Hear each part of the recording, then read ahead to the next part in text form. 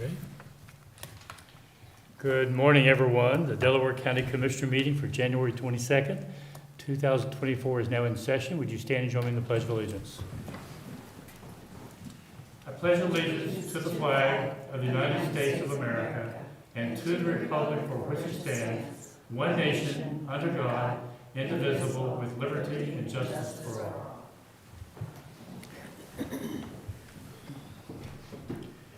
Again, good morning, everyone. I'm president of the board this year, Gary Merrill, and to my right is Vice President and fellow Commissioner Barb Lewis. And of course, we have with us our administrator, Tracy, and our deputy administrators, Don and Eric. And of course, our clerks, Jennifer Walraven and Brandy today, her first meeting that she's leading us in. So with that, no pressure. Let's move on.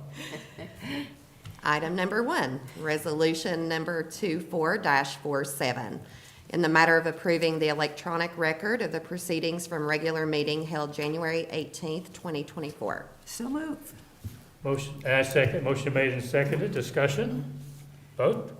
Vote on motion 24-47. Mrs. Lewis? Aye. Mr. Merrill? Aye.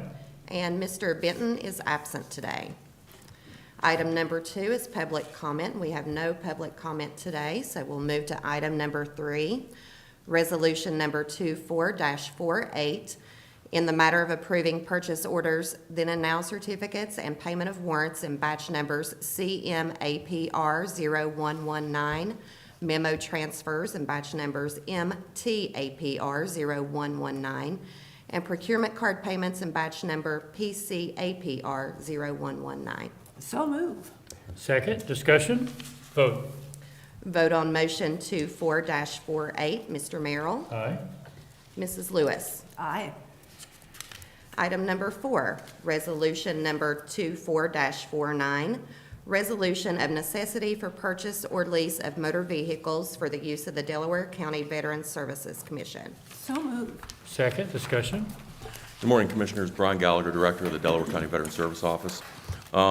Just wanted to give you some year-end stats that we have as far as transportation. Prior to COVID, there was less than 400 round trip that we took veterans on. In 2022, it was 853 round trips.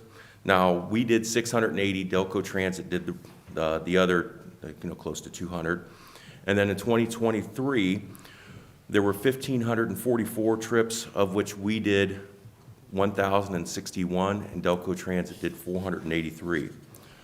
So that was all for a total of 62,665 miles that were driven this past year, including 1,800 miles that we put on your van. So of those trips, 140 of them required wheelchairs, where we have the 2 vans that do the wheelchair accessible. 48 of them were special trips where they weren't necessarily medical, but they were a requirement of some other kind of need. And then we had 124 trips that were less than 24 hours. So that's kind of the stats of where we're at.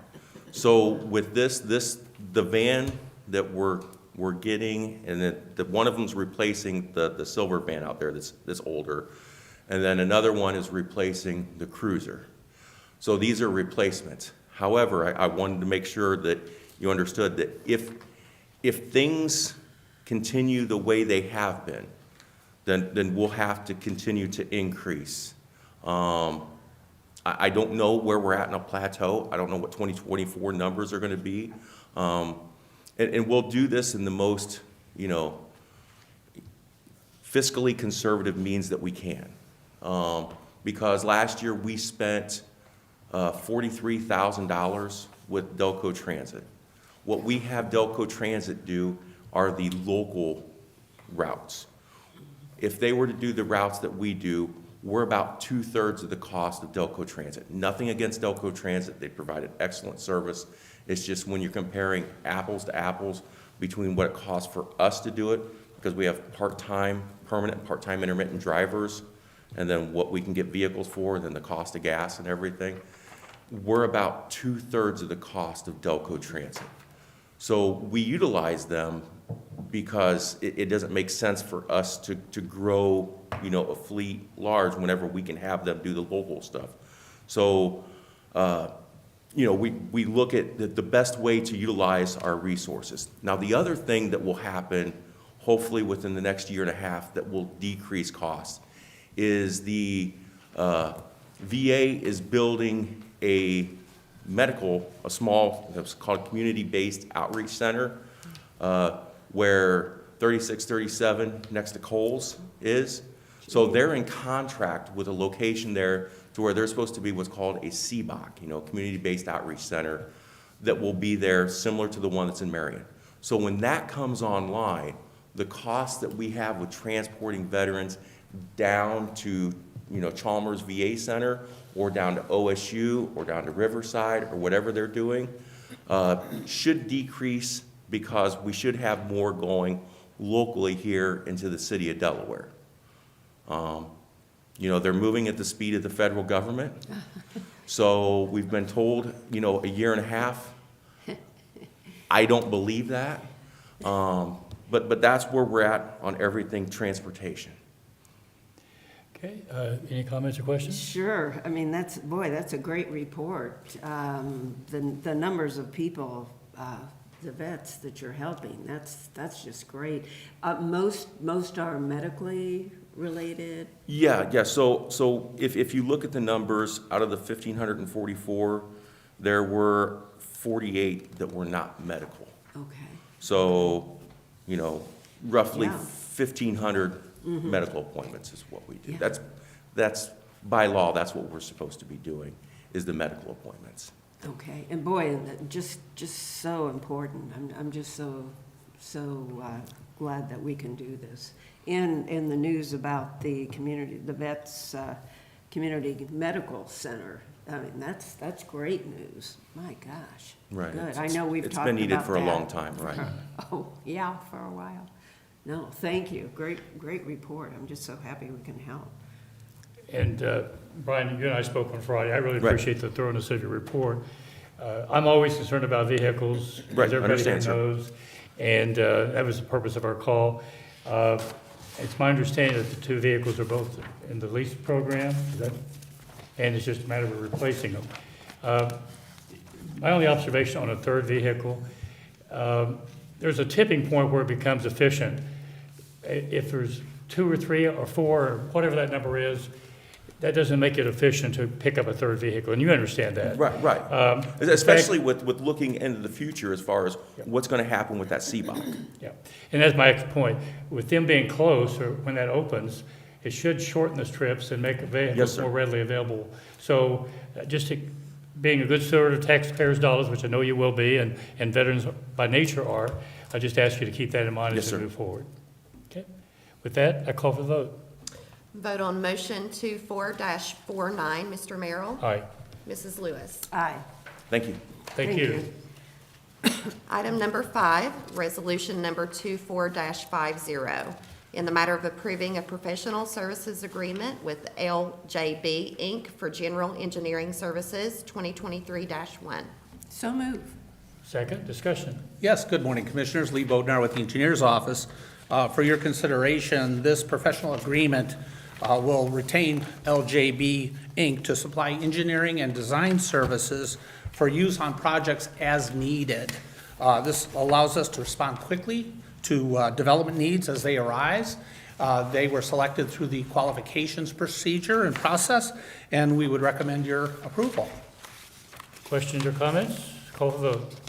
Vote on motion 24-50, Mrs. Lewis. Aye. Mr. Merrill. Aye. Item number 6, resolution number 24-51, in the matter of approving plans, specifications, estimate, and setting the bid date for the project known as the Rybov number 620 Watershed Drainage Improvement Project. So move. Second, discussion. Yes, Commissioners, again, for your consideration, this is to approve the plans and set the bid date and opening date for February 12th at 10 a.m. for the rebid of the Rybov Drainage Improvement Project. This project will begin in March and is scheduled for completion in May of this year. This was originally bid in January of this year. One bid was received, and it exceeded the estimated cost, and that caused us to move to rebid. The project was tweaked, and we've come to you for your approval.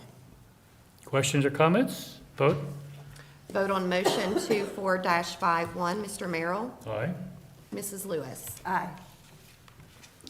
Item number 7, resolution number 24-52, in the matter of approving amendment number 3 to the professional services agreement for Dell CR 72-01.80. So moved. Second discussion. Yes, Commissioners, this resolution is for the Carpenter Marty Transportation Incorporated to provide design services related to the improvements to Cheshire Road and for the railroad crossing grade separation project. This is all in Berlin Township, as you may well recall. This should be the last agreement to finalize the design for that project. The construction will be scheduled for later this year, provided we receive all the approvals from the railroad companies. So we would ask for your approval. Questions or comments? Vote. Vote on motion 24-52, Mrs. Lewis. Aye. Mr. Merrill. Aye. Item number 8, resolution number 24-53, in the matter of approving the plats of subdivision for a re-subdivision of BEF subdivision lot 448 and Sarah Crossing. So moved. Second discussion. Yes, Commissioners, for your consideration, the BEF is for 2 buildable lots located north of Route 36, north off of Route 3637 near the west side exit ramp of I-71 in Berlin Township. Sarah Crossing is for 2 lots located south off of Hyatt's Road, west of Sawmill Parkway in Liberty Township, and it is a re-subdivision into 2 lots. We would recommend your approval. Questions or comments? Vote. Vote on motion 24-53, Mr. Merrill. Aye. Mrs. Lewis. Aye. Item number 9, resolution number 24-54, in the matter of approving right-of-way work permit summary sheet. So moved. Second discussion. Finally, Commissioners, for your consideration, we have 4 standard right-of-way utility permits with nothing remarkable to share. Questions or comments? Vote. Vote on motion 24-54, Mrs. Lewis. Aye. Mr. Merrill. Aye. Thank you, Commissioners. Thank you, Lee.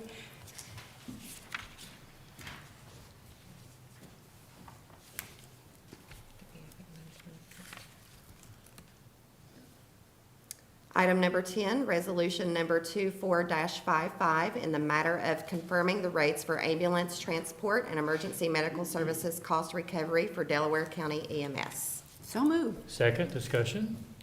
Morning, Commissioners. Jeff Fischel, Delaware County EMS. In front of you is a resolution to increase rates for ambulance transport. It's been a number of years since rates were increased. This is simply to keep up with the increased costs of providing the EMS services. And we will continue to soft bill the residents of Delaware County.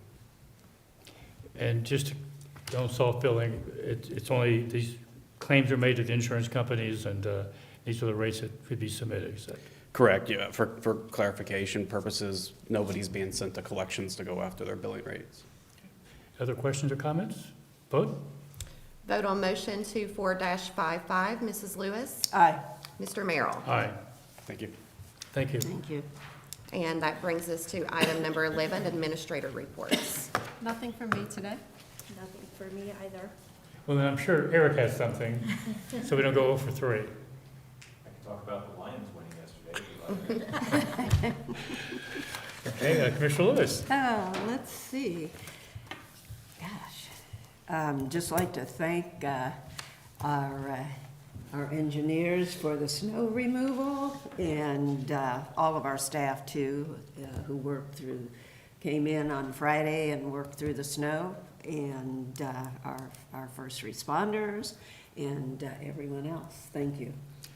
And we look forward to a week above freezing this week for our highs, which is going to be great for a January.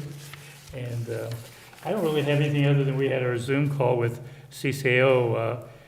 2 or 3 issues came up, and I will forward those things onto the appropriate people for review and evaluation. And 2-hour Zoom call is a long time to be on a Zoom call, so, but meeting went pretty well, and we did it because of the weather, people in the outlying counties, and it was the right call.